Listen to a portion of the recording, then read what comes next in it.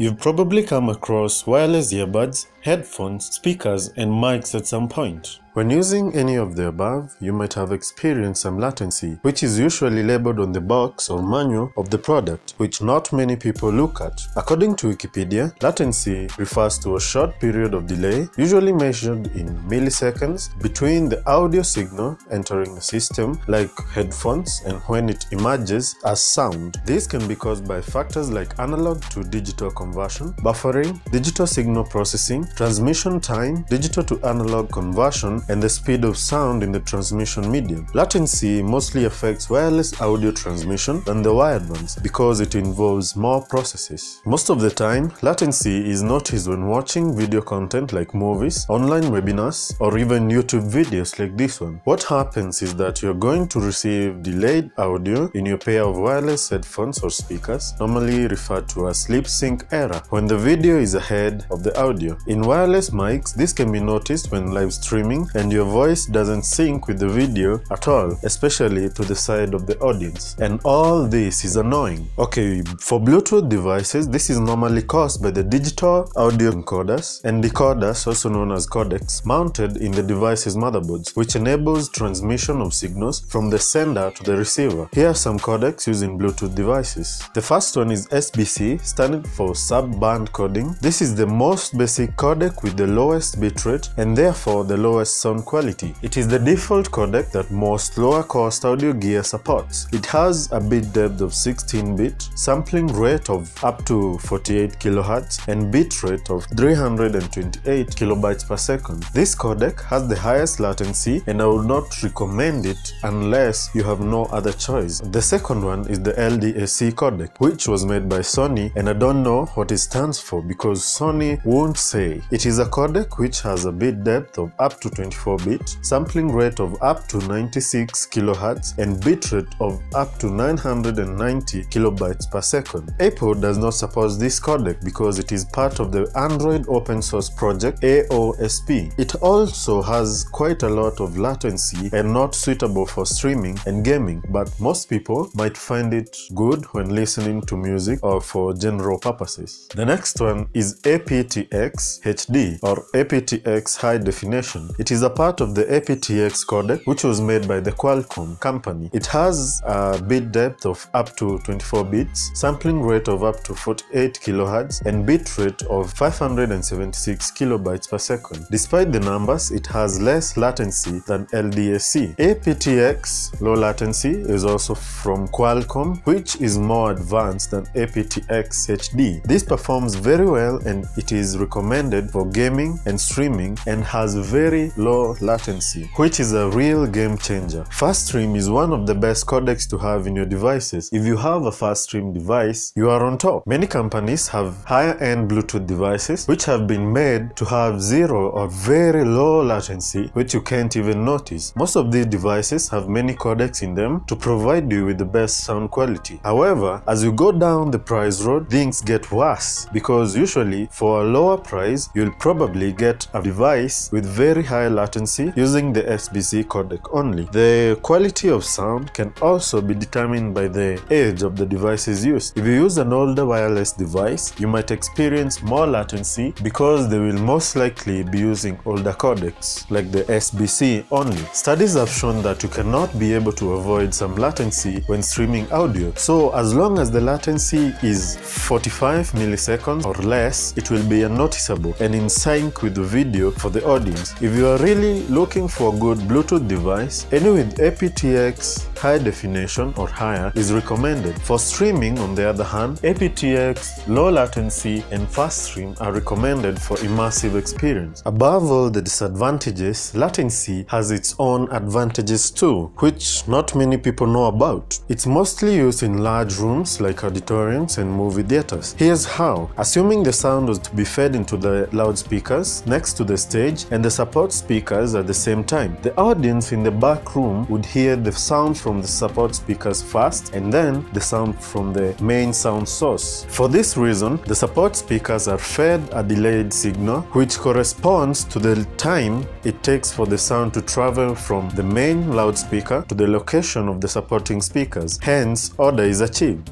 I hope you've learned something new. Give me a thumbs up, hit the subscribe button and the notification bell for more. Goodbye.